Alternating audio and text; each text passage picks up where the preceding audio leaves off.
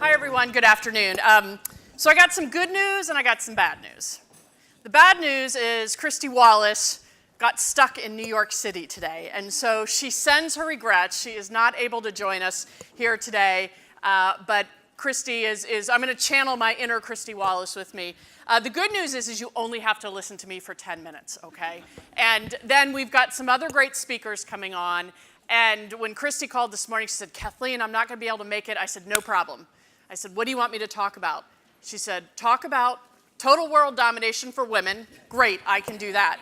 She said, talk about what great career opportunities there are in financial services. I said, been doing that for 28 years, got that. She said, thirdly, talk about networking. I said, awesome. My 3 favorite things, and I'm going to just spend a few minutes sharing some of my experience with all of you here today, and really excited to be here. So first of all, world domination for women, right? How many of you, I see some great men in this room too, how many of you think that there are more opportunities for women to have an impact in the world today? Raise your hand. Okay, great. And there's lots of really interesting data out there today showing the growing financial and economic power that women have. And having been in the financial services industry for over 28 years now, I will tell you that the financial services industry has finally figured out that we need more of you, all of you. We need more women in this industry for lots of different reasons, and we need more men that are in the industry engaged in helping women advance up the leadership pipeline. So my quick background in financial services is I started off as an institutional equity salesperson, which I'm sure many of you are saying, oh my God, Kathleen, that sounds awful. Actually, it was a great job. I knew nothing about Wall Street when I came out of undergrad. I went and interviewed for a job. The gentleman that was interviewing me said, is everything on this resume true? I said, yes. He said, are you going to cry when I yell at you? I said, absolutely not. He said, you're hired.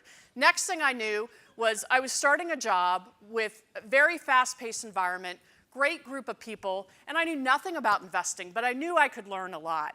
And from that first job I had in institutional equity sales, I continued to do that role for 2 firms. I started off with a small boutique, Alex. Brown & Sons. I then got recruited to Goldman and worked at Goldman for 13 years.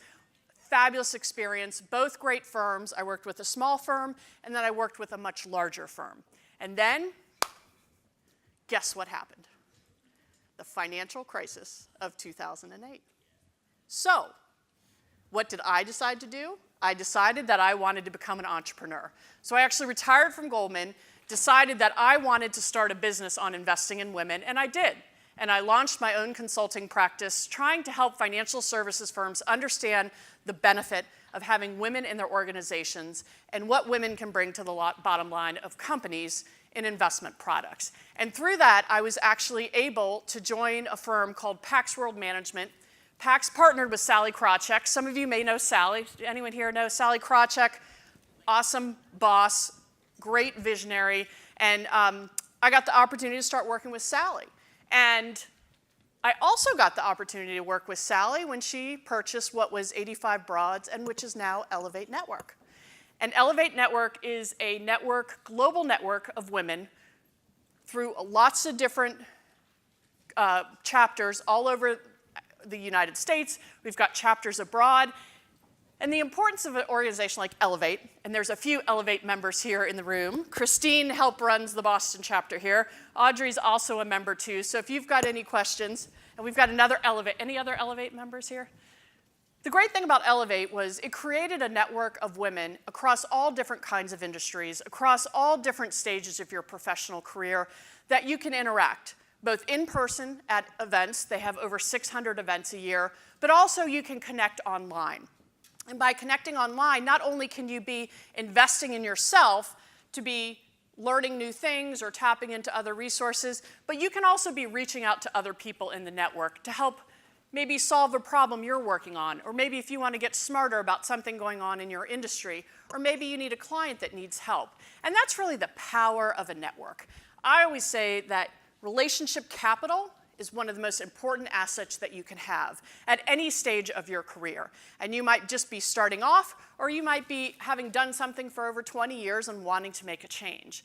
And so the importance of an organization like Elevate, which Christy runs today, is that you need different kinds of networks. I think a lot of people say, yeah, I've got that networking thing. In fact, I've dragged my 19-year-old niece out here with me today. She's in the back, and she will attest that she gets tortured all the time at women's networking events that I bring her to. But it's really important that you think about the different kinds of networks that you may need throughout the course of your career. And I think a lot of times people focus on their internal network within the company they work at, and it's very important to have a strong internal network. But it's also as important to have external networks, and that's what the value of an organization like Elevate brings, is that external network, right? You need to network internally, but sometimes you might want to learn about a new industry. I think financial services is a great example of, financial services today isn't just about investing. There are so many other pieces of it. And so this is where external networks can help you get smarter about things you might be learning about or need to learn about, or just keep you up on industry trends. So I could go on and on about networking, and I'm happy to do it more. But just since we are at an event like this, I would like to just talk about two, maybe just encouraging all of you, if you're not already involved, or if you are in financial services, that I think this is a great industry for women.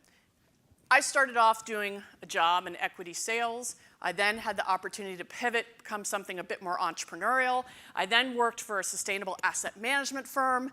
Impact investing is totally cool right now. Looking at sustainability factors also is something we're seeing increasing demand from investors, particularly driven by millennials and women. And then I recently, last year, actually changed jobs. I know, my blonde highlights are really just, maybe not giving out my age, but it's just, this is an industry that you can be, I would encourage you to be open. There are so many different kinds of jobs you can do, and I think sometimes people think about finance and say, well, I'm maybe not so good at math. It's really got nothing to do with math. Investing is a part of it, but there are lots of other different roles. The job I transitioned to last year was I actually left the firm that Pax World and Elevate was working on with their Global Women's Index Fund, and I actually joined a wealth management firm. And I also am in the midst of studying for my CFPs to become a certified financial planner, and actually doing some work with the CFP board to try to educate and encourage more women to think about financial planning as a profession. It's a great job where you can have lots of flexibility. You can be changing people's lives, thinking about helping them create a financial plan to help them reach their goals, and it requires all sorts of different skills. And so I think the great thing about financial services is that there are so many different paths that you can take in this industry, and firms like Eaton Vance is a great company that they're here today. They've got all sorts of different opportunities. Someone might say, well, listen, I really want to be client-facing. Great, different tracks you can go on in that path. Other people say, hey, I really love the fintech. Trust me, every financial services firm here in town is thinking about how they can be doing everything differently, because the client of the future really is going to be looking for different things. So while financial services might have been around for a long time, I really think there's some exciting stuff going on. Lots of awesome things in Boston with the fintech community, some great organizations that have been here forever. And so I'm excited that folks have wanted to come out today, hopefully to learn more about the industry, first of all. Secondly, to do some networking, even if it's informal networking. Your relationship capital is really important for you to have. And lastly, as Elevate, one of the taglines is, we think women are awesome. We like men too, but women are awesome. And it's just a great chance, I think, for everyone here, hopefully, to meet somebody new. So if you've been here and haven't had a chance, one of the next breaks, please just go up to someone, introduce themselves, because you might be just starting to form this relationship capital that you may not need today, but maybe a week or two from now, you're like, oh, you know what? I met so-and-so at the Women's Wealth Forum, and I'm going to give them a call because they can probably help me solve this problem for one of my clients.